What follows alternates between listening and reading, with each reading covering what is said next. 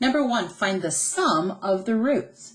All right, this is without using a graphing calculator. So the rational root theorem says take the constant, and we are going to identify all the factors of, in this case, 12. 1, 2, 3, 4, 6, and 12. And we're going to divide that by the factors of the leading coefficient, which is 1.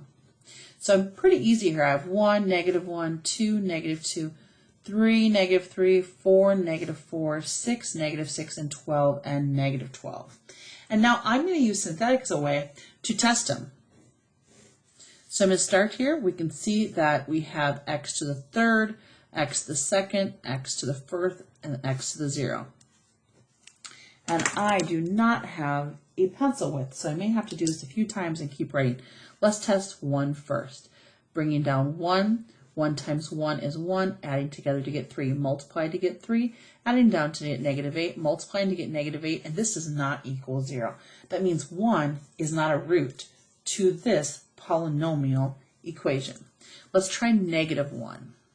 Bringing down the 1, multiplying to get -1, combining here to get a +1, multiplying to get -1, combining to get -12, multiplying to get +12, and now I get an answer of 0.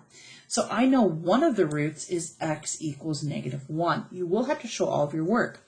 Now with this remainder, I have 1, 1, -12, and 0.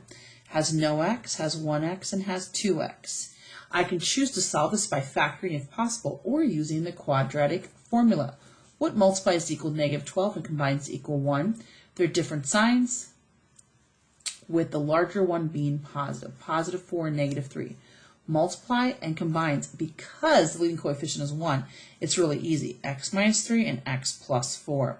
Setting each one of these equal to 0, I get one answer of 3 and the other of -4. So here are my roots. X equals -1, x equals 3, and x equals -4. Now let's go back. Find the sum. The sum means to add. -1 plus 3 plus -4.